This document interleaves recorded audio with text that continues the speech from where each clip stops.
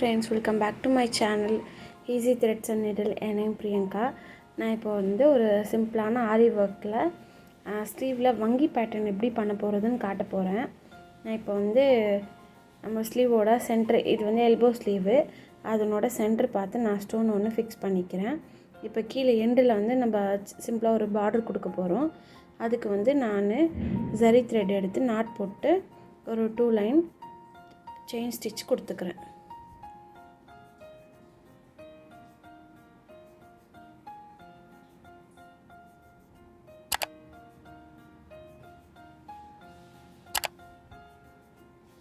இப்போ 2 லைன் கொடுத்து முடிச்சிட்டேன். இப்போ வந்து நான் சேம் கலர் த்ரெட் எடுத்திருக்கேன். சுகர் பீடு ஒரு லைன் கொடுத்துட்றேன்.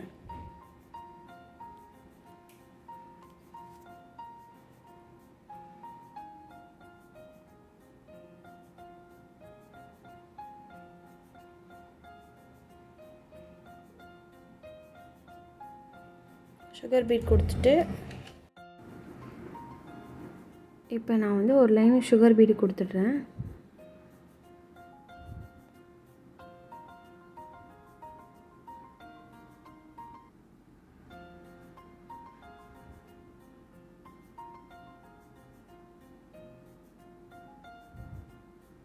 இப்போ முடிச்சாச்சு. இப்போ வந்து நான் கிளிப் ஸ்டோன் எடுத்து வச்சுருக்கேன்.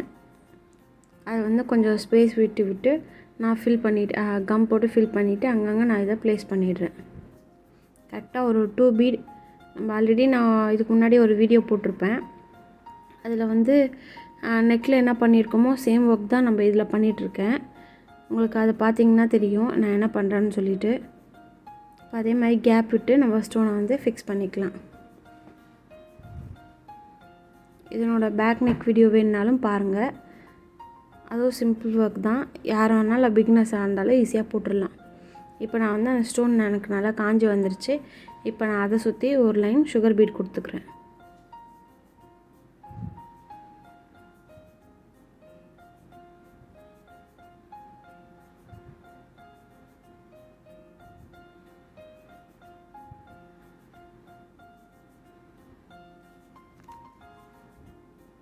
இப்போ நான் சுகர் பீட் கொடுத்து முடிச்சிட்டேன்.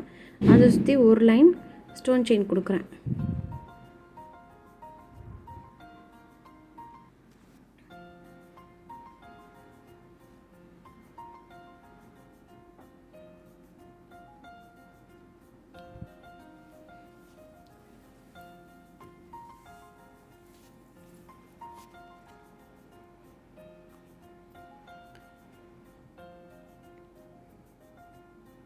இப்போ நான் ஸ்டோன் செயின் முடிச்சிட்டேன். இப்போ அடுத்து வந்து மறுபடியும் இன்னொரு லைன் வந்து நான் சுகர் பீடே கொடுத்துக்கிறேன்.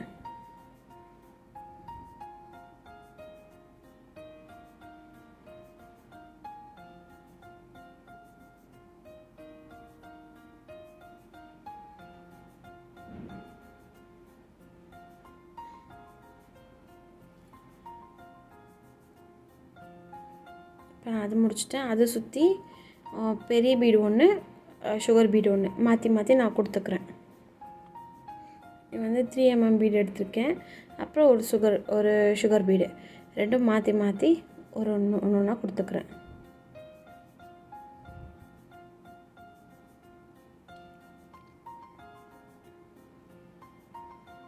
இப்போ நான் ஃபினிஷ் பண்ணி முடிச்சிட்டேன்.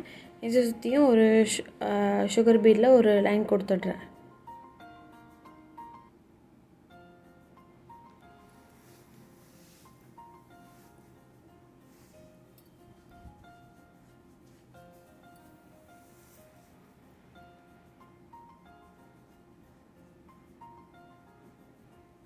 எனக்கு கொஞ்சம் இந்த நூல் மிஸ் ஆகிட்டே இருந்தது. அதனால் அது எடுக்கவே கொஞ்சம் கஷ்டமாக இருந்துச்சு.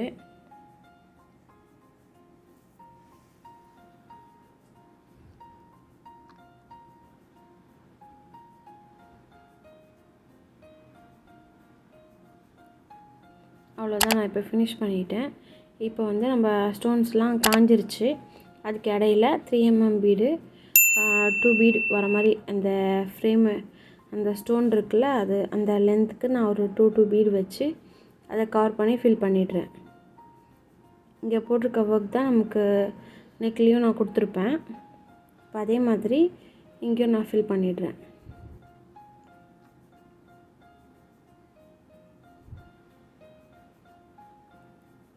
இப்போ வந்து நான் திரும்பவும் இதே லைனுக்கு நம்ம வங்கி பேட்டர்னுக்கே வந்துட்டேன். இப்போ அங்கே வந்து ஒரு லைன் வந்து ஸ்டோன் செயின் கொடுத்துட்றேன். நீங்கள் இந்த டிசைன் வந்து எவ்வளோ வேணாலும் பெருசு பண்ணிகிட்டே போகலாம். இப்போ எனக்கு தேவையான இது வர வரைக்கும் நான் மாற்றி மாற்றி ஒர்க் பண்ணிகிட்டே இருக்க போகிறேன். நான் வந்து ஒரு ரொம்ப பெருசாகவும் இல்லாமல் ரொம்ப சின்னதாகவும் இல்லாமல் ஒரு மீடியம் சைஸ் அளவுக்கு எனக்கு போதுன்றதுக்காக நான் ஃபினிஷ் பண்ணிகிட்ருக்கேன். இப்போ அடுத்தது இன்னொரு லைன் வந்து சுகர் பீட் கொடுத்துட்றேன்.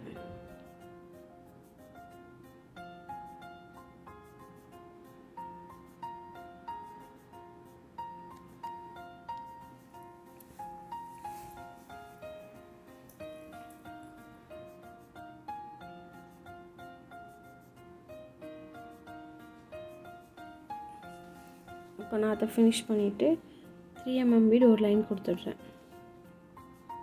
அவ்வளோதான். இதோட எனக்கு இந்த திலகம் ஷேப்க்கான ஒர்க்கு முடிஞ்சிருச்சு.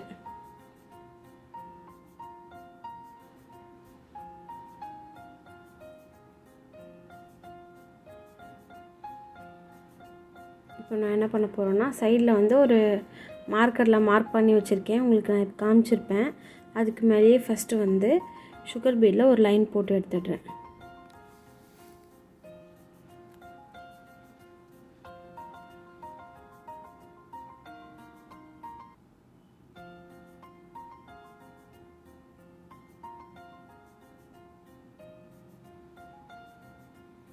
போட்டு முடிச்சிட்டேன். அதுக்கு அடுத்து வந்து ஒரு 3 mm பீடில் இன்னொரு லைன் போட்டு எடுத்துடுறேன்.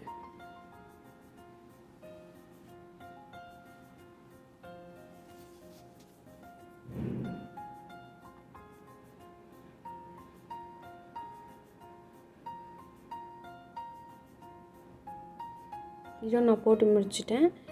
திரும்ப நான் சுகர் பீட்லேயே ஒரு லைன் கொடுத்துட்றேன்.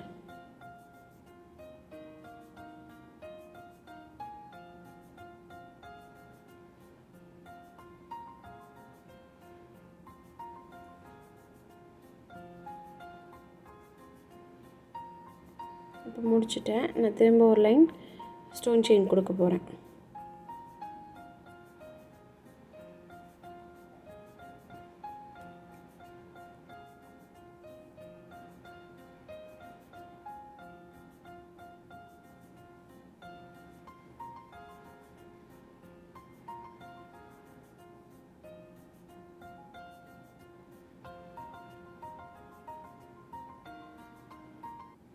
இதுக்கு மேலேயும் ஒரு சுகர் பீடில் ஒரு லைன் கொடுத்துட்டு, அதே மாதிரி ஆப்போசிட்லேயும் நான் இன்னொரு லைனும் கொடுத்துட்டு, அது கீழே வந்து ஒரு ஹேங்கிங்ஸ் வர மாதிரி நான் ஸ்டிச் பண்ணிட்டேன்.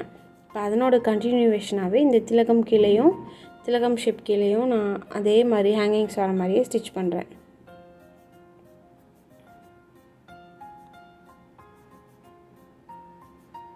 ஹேங்கிங்ஸ் வந்து சைடில் இல்லாமல் நமக்கு கீழே தொங்குற மாதிரியான இதை க்ரியேட் பண்ணணும். அதுக்காக நம்ம சைடாக வச்சுக்க போகிறோம். மற்றதெல்லாம் பார்த்திங்கன்னா நமக்கு ஸ்ட்ரெயிட்டாக வந்திருக்கும்.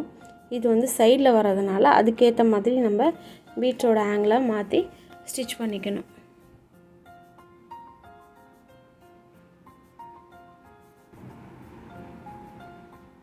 இங்கே மேலே கொடுத்துருக்க பீடுக்கு மேலேயே இடையில ஒரு பீடு வர மாதிரி ஸ்டிச் பண்ணி எடுத்துருங்க. கரெக்டாக பெரிய பீடு ஒன்று சுகர் பீடு ஒன்று வர மாதிரி ஸ்டிச் பண்ணிவிடுங்க.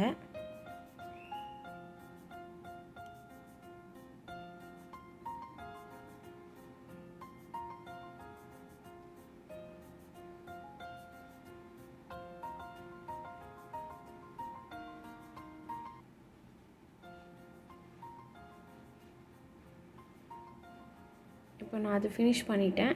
இப்போ அப்படியே கொஞ்சம் தள்ளி இதனோட இதையும் நான் ஃபினிஷ் பண்ண போகிறேன். அதே மாதிரி பெரிய பீடு ஒன்று சின்ன பீடு ஒன்று அப்படியே கண்டினியூவாக பண்ணிகிட்டே வாங்க. கொஞ்சம் கேப் விட்டு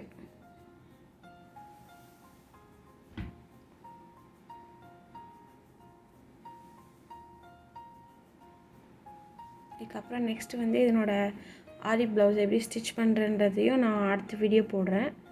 பாருங்கள்.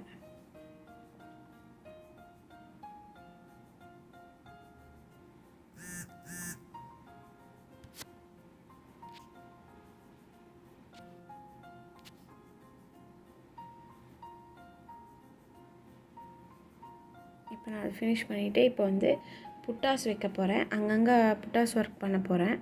ஆல்ரெடி நான் ஒரு மார்க் பண்ணிக்கிட்டேன், ரொம்ப அதிகமாக இல்லாமல் அங்கங்கே ஒன்று வர மாதிரி மார்க் பண்ணிவிட்டு ஒரு சுகர் பீடு ஒரு 3mm பீட் ஃபஸ்ட்டு எடுத்து ஸ்டிச் பண்ணிவிட்டு அது கீழே வந்து ஒரு 3 பீட் மட்டும் அதை கவர் பண்ணுற மாதிரி வச்சு நான் ஒரு ஸ்டிச் போட்டு எடுத்துக்கிறேன்.